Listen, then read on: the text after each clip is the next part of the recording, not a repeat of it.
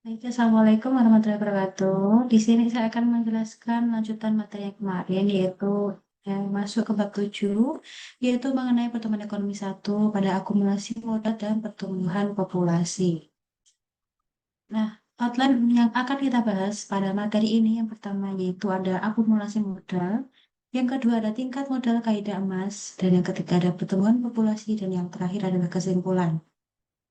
Nah, masuk ke pembahasan pertama. Secara umum, pertumbuhan ekonomi itu dipengaruhi oleh beberapa faktor produksi, tapi yang paling kita tahu itu yang paling mempengaruhi adalah kapital dan labor serta teknologi. Dan hal itu akan masuk ke faktor produksi dan nantinya akan membuat output ekonomi atau total income. Nah, namun ada seorang tokoh ekonom yang bernama Solo. Nah, Bapak Solo ini dia itu membuat teori pertumbuhan ekonomi atau biasanya disebut dengan teori pertumbuhan Solo. Nah, pada teori pertumbuhan Solo ini itu memperlihatkan bahwasanya ada tiga faktor yang akan mempengaruhi perekonomian. Nah, di sini ada saving. Saving di sini adalah bagaimana tabungan, kemudian population growth, pertumbuhan populasi, dan technological progress atau kemajuan teknologi yang akan mempengaruhi tingkat output dalam perekonomian dan tumbuh setiap waktu. Nah, kemudian masuk kepada model pertumbuhan ekonomi Solo. Pada model pertumbuhan ekonomi Solo itu didesain untuk memperlihatkan bagaimana pertumbuhan dalam kapital stok atau persediaan modal, kemudian pertumbuhan dalam angkatan kerja, dan perbaikan teknologi itu dapat berinteraksi dalam perekonomian dan akan mempengaruhi total output nasional dari barang dan jasa. Dan jadi, bagaimana dari variabel antara kapital stok, labor force, dan perbaikan teknologi itu akan berinteraksi dalam perekonomian dan akan mempengaruhi total output nasional dari barang dan jasa.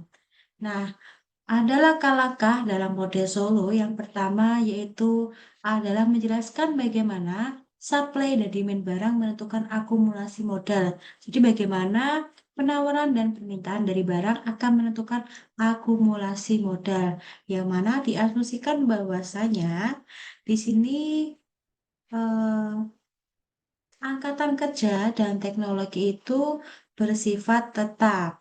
Nah, dan nanti dari angkatan kerja dan teknologi ini akan dilihat bagaimana alokasinya sehingga akan menghasilkan output untuk diproduksi.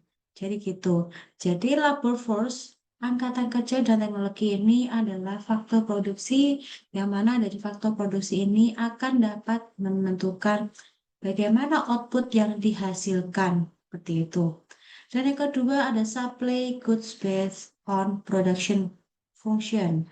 Nah, model ini mengasumsikan bahwasanya fungsi produksi memiliki pengembalian skala konstan atau CRTS atau yang biasa disebut dengan kepanjangannya Constant Returns to Scale gitu. Nah, kemudian masuk kepada akumulasi modal. Kalau yang tadi adalah pengantar.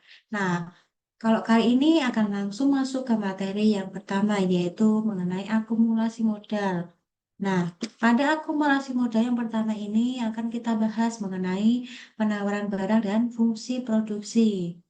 Nah, pada penawaran barang dan fungsi produksi ini, yang pertama di sini output itu dipengaruhi oleh faktor-faktor atau dipengaruhi oleh modal dan tenaga kerja atau dipengaruhi oleh fungsi produksi, yaitu kapital dan labor.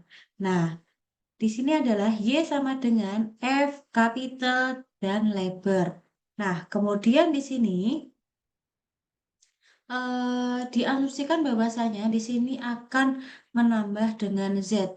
Nah, apabila Y-nya di sini ditambah dengan Z, maka otomatis di sisi kanan di sini juga akan ditambah dengan Z. Jadi ketika ini ditambah dengan Z, maka otomatis yang mulanya cuma K dan L aja, maka di sini akan menambah Z juga. Jadi tinggal diturunkan aja.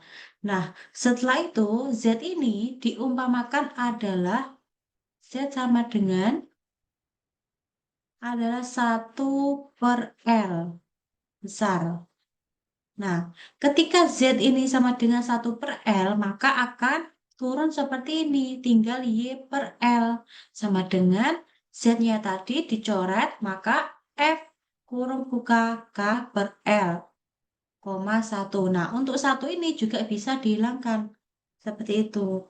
Karena ini termasuk konstanta. Seperti itu. Nah, itu konstanta satu ini juga dapat dihilangkan. Nah, kemudian setelah ini ketemu kan berarti L-nya ini juga dapat dicoret. Nah, berarti tinggal Y sama dengan FK. Nah, di sini Y sama dengan FK. Nah, FK di sini itu diumpamakan adalah FK plus 1. Jadi di sini tinggal aja Y-nya itu diganti dengan FK, maka FK sama dengan, kan Y sama dengan FK. Nah, kemudian FK-nya itu sama dengan FK plus 1 di sini. Nah, untuk rumus terakhir yang akan kita peroleh adalah MPK atau produk marginal modal itu sama dengan FK plus 1 dikurangi dengan FK. Jadi, di sini anggap aja tadi adalah Y gitu ya. Y sama dengan FK plus FK plus 1. Nah, ketika Y-nya ini diganti dengan MPK, maka langsung dipindah ruaskan. Jadi yang awalnya di sini plus, maka tinggal dipindah ruaskan di sini menjadi min di sini. Jadi FK plus 1 min FK. Nah, kemudian di sini itu output per worker adalah fungsi dari kapital per worker. Nah, apabila dilihat dari kurva ini, itu menunjukkan bahwasanya ketika K-nya itu rendah, ketika K-nya itu rendah, misalnya di sini, ketika K-nya itu rendah, maka akan sedikit modal untuk bekerja, sehingga unit tambahan modal begitu berguna dan dapat memproduksi banyak output. Jadi misalnya pada MPK ini kan angkatan kerja itu di angka tetap. Nah, yang berubah hanyalah modalnya aja. Nah, jika modalnya itu bertambah dan tenaga kerjanya tetap, maka hal itu akan menunjukkan bahwasanya kan di sini K-nya rendah ya. K-nya rendah dengan tenaga kerja yang tetap, tenaga kerjanya konstan atau satu itu tadi, dengan K-nya di sini kecil, maka hal itu akan cenderung efektif. Karena apa? Ketika modalnya itu rendah, misalnya modalnya aja digunakan untuk beli mesin jahit gitu ya. Nah, kan berarti modalnya itu juga sedikit. Nah, kemudian untuk mesin jahit yang dibeli pun juga pasti akan sedikit. Nah, di sini kan diasumsikan bahwasanya tenaga kerjanya kan tetap. Jadi misalnya aja di sini tenaga kerja itu jumlahnya hanya 15. Nah, ketika modalnya itu sedikit, pasti kan juga masuk, maksudnya juga di angka 15. Jadi, ketika modalnya itu rendah, maka tenaga kerja pun juga akan cenderung lebih efisien karena nanti akan menghasilkan output, jadi akan cenderung meningkat. Nah, apabila modalnya itu ditambah di sini kan berarti kapitalnya cenderung bertambah ya. Nah, hal itu justru akan membuat outputnya itu akan cenderung menurun. Karena apa? Ketika tenaga kerjanya tetap dan ketika modalnya itu ditambah, berarti kan misalnya aja eh, mesin jahitnya itu ditambah tapi tenaga kerjanya itu tetap. Berarti kan ada mesin jahit yang nganggur. Nah, yang nganggur itu pastikan nanti juga akan menurunkan output gitu. Jadi meskipun modalnya banyak, tapi tenaga kerja pada MPK ini konstan, maka hal itu justru akan menurunkan output. Nah, itu mengapa di sini disebut dengan diminishing marginal product of capital. Seperti itu. Nah, selain penawaran barang dan fungsi produksi, yang kedua ada permintaan barang dan fungsi konsumsi. Nah, untuk membahas mengenai fungsi konsumsi, maka kita akan memasukkan di sini Y sama dengan C plus I, yang mana Y ini adalah output atau pendapatan sama dengan konsumsi plus investasi. Nah, dengan C ini sama dengan 1 - Y. Jadi di sini adalah misalnya di sini. Nah, ketika C-nya sudah diketahui, maka tinggal disubstitusikan.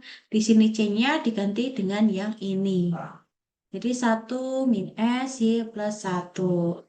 Nah, setelah itu satunya ini dihilangkan dikali dengan Y, maka Y sama dengan SY. Jadi kan S dikali Y sama dengan SY. Kemudian plus 1, maka dari itu Y-nya ini dicoret, maka ini satunya tinggal pindah di sini dan di sini karena pindah ruas maka minnya tidak ada. Jadi SY. Jadi investasi akan sama dengan tabungan. Seperti itu. Sehingga untuk K tertentu, YFK menunjukkan berapa besar output dihasilkan dari perekonomian. Jadi untuk kapital atau modal tertentu, maka akan menunjukkan berapa besarnya output yang akan dihasilkan. Nah, S ini adalah tabungan yang mana alokasi output di antara konsumsi dan investasi. Jadi tabungan itu posisinya adalah pengalokasian output di antara konsumsi dan investasi. Seperti itu. Nah, kalau dilihat pada kurva di sebelahnya, pada kurva di sebelahnya itu eh, dapat dilihat bahwasanya pada kurva ini itu ketika eh, nilai K-nya ini untuk setiap K, nah ini kan ada K nih. Jumlah output ditentukan oleh fungsi produksi FK dan alokasi output itu di antara konsumsi dan tabungan. Dan tabungan ditentukan oleh tingkat tabungan atau S. Jadi di sini eh, dapat dilihat bahwasanya ketika posisinya di tingkat tabungan S, maka alokasi output itu di antara konsumsi dan investasi. Jadi di sini adalah total outputnya gitu ya. Jadi kan ini Y atau output itu adalah alokasi antara konsumsi dan investasi di sini. Alokasi output di antara konsumsi plus investasi. Itu tingkat tabungan S. Nah, untuk setiap tingkat modal K, itu output adalah FK. Nah, di sini FK, kemudian dan konsumsi adalah FK dikurangi dengan SFK di sini. Jadi FK ini dikurangi dengan yang bawah ini. Itu untuk memperoleh konsumsi. Gitu. Output dikurangi dengan eh, investasi. Gitu. Nah, kemudian masuk ke materi selanjutnya, masih pada akumulasi modal, ada pertumbuhan persediaan modal dan kondisi mapan. Pada suatu waktu tertentu, kapital atau modal ini adalah faktor penentu dari output dalam perekonomian. Nah, modal ini juga dapat berubah, yang mana akan mengakibatkan pertumbuhan ekonomi.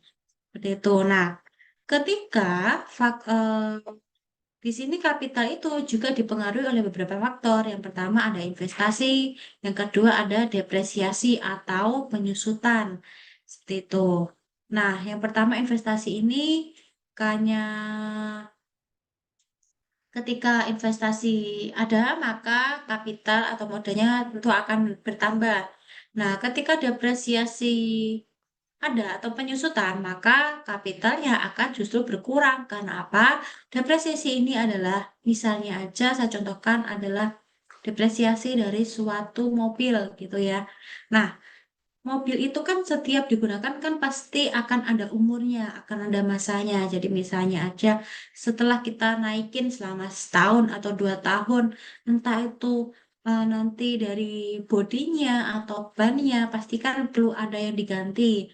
Nah itu kan nanti pasti akan mengalami nilai yang menurun karena akan semakin kita sering gunakan, berarti kan eh, cat dari mobilnya itu akan cenderung akan semakin kusam. Nah, nilainya pasti akan cenderung menurun. Nah, itu yang juga yang bisa dimaksud dengan depresiasi atau penyusutan.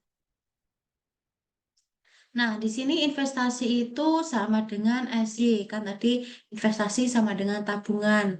Nah, kemudian di sini I sama dengan SFA, FK. Maka perubahan dalam persediaan modal itu rumusnya investasi dikurangi dengan penyusutan, maka nilainya seperti ini. Di sini adalah delta K atau perubahan modal sama dengan I investasi dikurangi dengan delta K atau depresiasi atau penyusutan. Nah, tadi kan sudah diketahui I-nya sama dengan SFK, maka kita tinggal substitusikan di sini, yaitu delta K sama dengan SFK dikurangi dengan delta K tetap. Maka di sini ketika modalnya naik, tentu akan membuat outputnya naik atau Y-nya naik. Nah, namun ketika investasinya ini naik, maka depresiasi pun juga akan cenderung naik. Karena apa? Ketika investasinya itu lebih banyak, berarti kan anggap aja investasi akan mesin jahit tadi. Nah, ketika mesin jahit pun banyak, ketika digunakan dengan serentak, pastikan nanti juga akan ketika mengalami kerusakan pasti kan juga akan perbaikannya kan pun kan juga masih akan banyak karena mesin jahitnya juga banyak seperti itu. Nah, itu yang menyebabkan kenapa ketika investasi naik maka akan menyebabkan depresiasi atau penyusahan itu juga akan cenderung naik gitu. Nah, kemudian masih ada akumulasi modal, membahas mengenai kondisi mapan atau steady state. Nah, pada kondisi mapan ini, itu investasi sama dengan depresiasi atau delta K sama dengan nol. Jadi di sini delta K itu sama dengan sigma K itu tidak berubah apabila menunjukkan equilibrium perekonomian pada jangka panjang. Nah, kalau dilihat dari kurva ini, itu dapat dilihat bahwa di sini adalah slope investasi dan depresiasi. Nah, kemudian di sini adalah slope modal tiap pekerja. Nah, di sini dapat dilihat bahwasanya kan di sini ada K1, K bintang, sama K2. Nah, ketika posisinya di K1 ini, oh maaf, ketika posisinya di K bintang ini, itu adalah kondisi di mana investasi itu sama dengan depresiasi atau dalam pada kondisi mapan. Seperti itu. Nah, apabila di K1 ini kan berarti posisinya kan di bawah K bintang. Nah, hal itu akan menunjukkan bahwasanya investasi itu akan melebihi depresiasi. Nah, ini kan adalah slope investasi, kemudian ini adalah slope depresiasi. Nah, ketika di K1 kan berarti investasinya kan akan ini ya, akan cenderung posisinya investasi ini akan melebihi depresiasi. Jadi persediaan modal itu akan tumbuh. Pak. Bentar. Investasi melebihi, oh maaf. Jadi di sini sebenarnya akan ada ini ya, apa sih namanya? Ini adalah delta, delta K atau depresiasi. Kemudian di sini ada I ada investasi. Nah, ketika posisinya di K1 berarti kan di sini titiknya di sini dan di sini. Berarti di sini depresiasinya lebih rendah jika dibandingkan dengan investasi. Maka dari itu di sini akan terjadi persediaan modal yang akan tumbuh karena investasinya itu lebih banyak. Nah, berbeda dengan yang posisinya di kedua ini. Kalau bisa dilihat di sini kan berarti di sini investasinya itu cenderung sedikit ya. Ini investasinya sedikit, kemudian depresiasinya lebih banyak yang menyebabkan persediaan modal akan turun karena terlalu banyak penyusutan yang digunakan atau akan terlalu banyak investasi yang digunakan untuk membayar depresiasi seperti itu yang akan menyebabkan persediaan modal itu akan menurun seperti itu.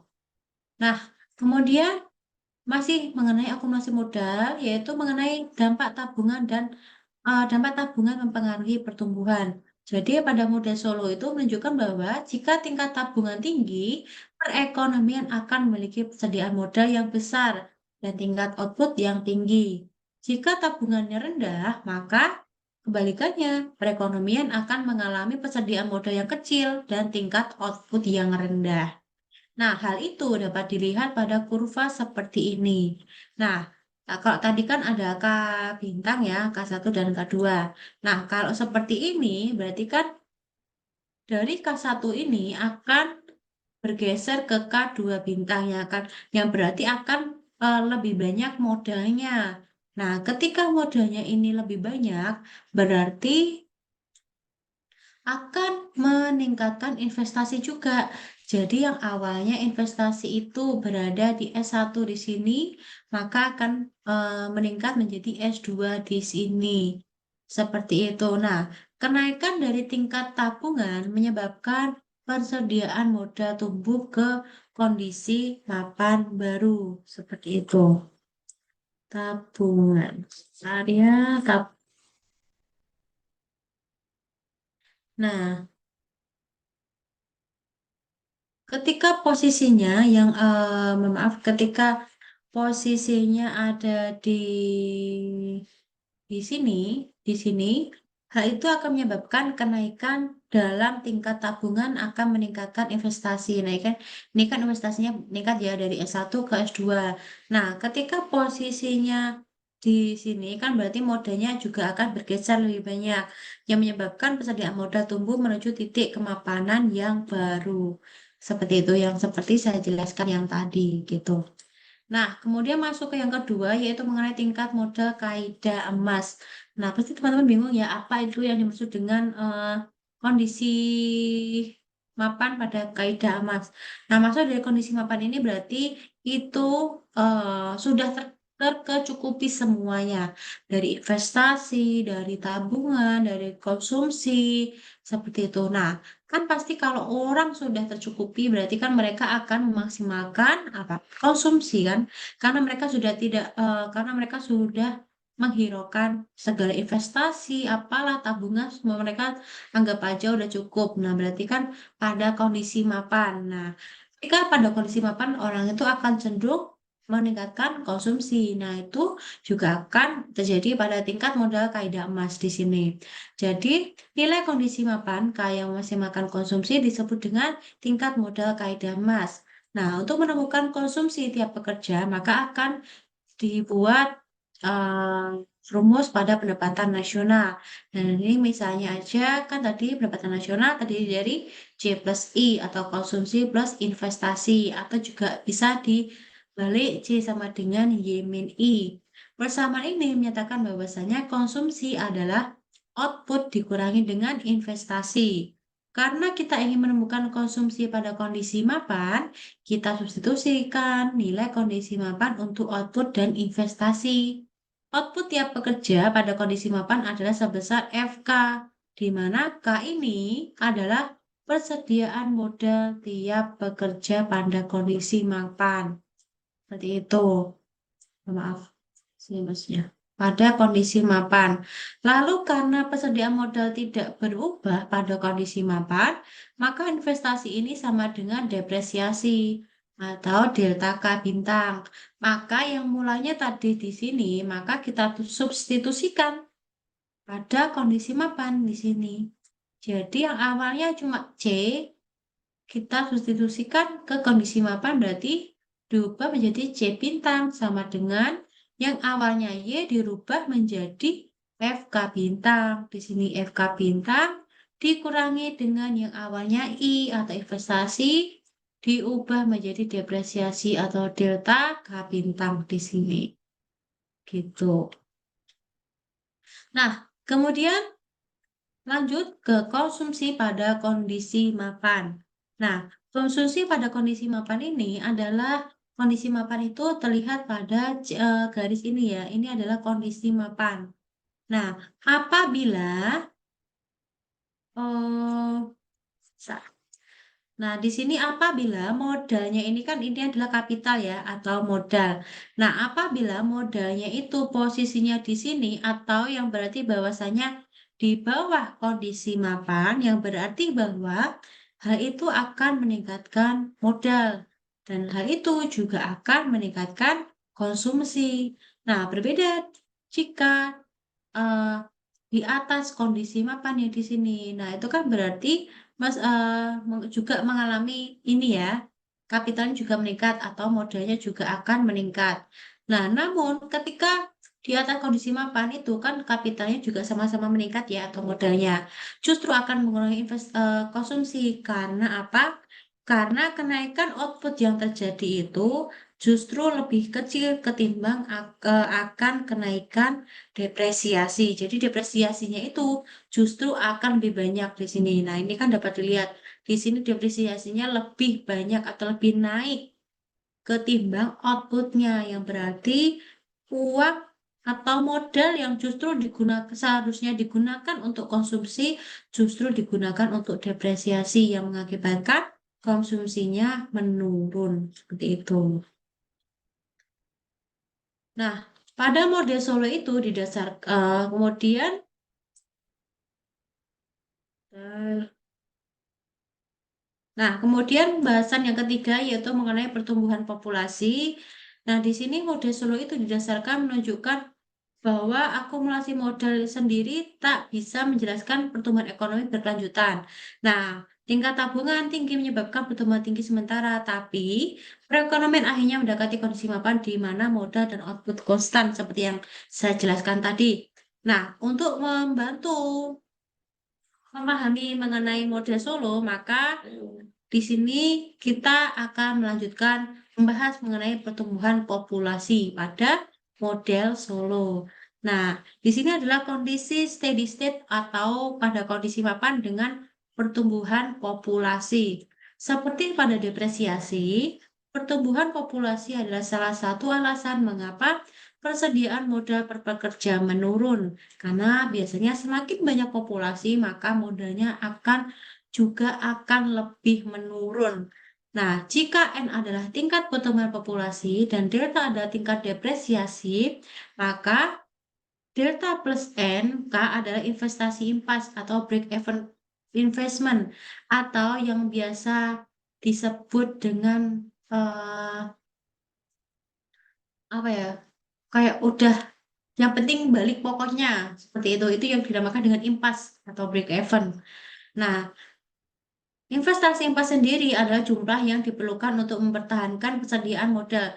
Jadi jumlahnya itu tidak naik nggak apa-apa asalkan itu apa masih bisa digunakan untuk mempertahankan persediaan modal. Tidak laba nggak apa-apa, yang penting pokoknya itu sudah kembali yang dapat digunakan untuk mempertahankan persediaan modal itu yang namanya investasi impas gitu.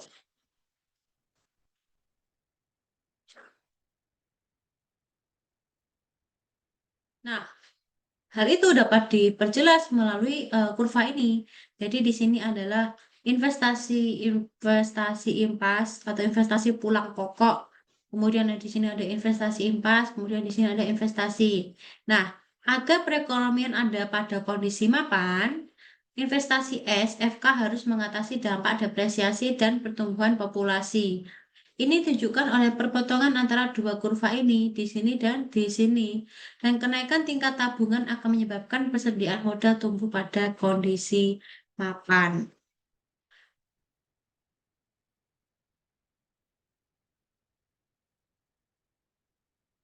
Jadi harus ada tingkat tabungan atau kenaikan tabungan agar dapat menyebabkan persediaan modal itu tumbuh seperti itu.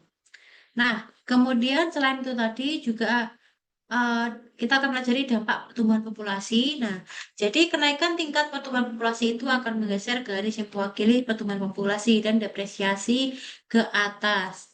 Kondisi papan baru memiliki tingkat modal pekerja lebih rendah daripada kondisi awal. Jadi pada model Solo ini memprediksi perekonomian dengan tingkat pertumbuhan populasi yang lebih tinggi akan memiliki tingkat modal per pekerja lebih rendah dan karenanya pendapatan juga lebih rendah.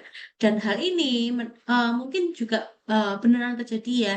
Misalnya aja di negara India. Nah, negara India itu yang saya tahu itu memiliki populasi nomor 2 tertinggi gitu. Nah, dapat kalau kita lihat-lihat di TV ya maupun di YouTube kan di sana untuk kesejahteraan masyarakatnya pun kalau dilihat itu juga cenderung rendah. Nah, yang itu itu juga menunjukkan bahwasanya model Solo ini juga eh, ada benarnya karena ketika populasi di sana itu yang tinggi, maka akan menyebabkan pendapatan atau output yang dihasilkan juga lebih rendah. Seperti itu. Nah, hal ini dapat dijelaskan juga melalui kurva ini, yang mana kenaikan tingkat pertumbuhan populasi dari N1 ke N2 akan mengurangi persediaan modal kondisi mapan dari K1 ke K2. Jadi akan cenderung ke kiri, bukan ke kanan. Jadi ini adalah N1, N2. Ketika populasinya naik, maka hal ini akan menurunkan modal per pekerja. Dan investasi pun juga akan menurun di sini. Jadi investasinya menurun. Gitu. Ini kan adalah sub investasi ya. Nah, ini kan menurun. Jadi ketika populasinya itu tinggi, maka akan mengurangi modal dan pastinya akan mengakibatkan investasi juga akan menurun seperti itu. Nah, ini mungkin beberapa kesimpulan terkait dengan tabungan. Jadi di sini dalam jangka panjang, tabungan perekonomian menentukan ukuran dari kapital dan kemudian modal. Jadi tabungan ini sangat penting ya untuk menentukan antara modal dan output. Oh ya.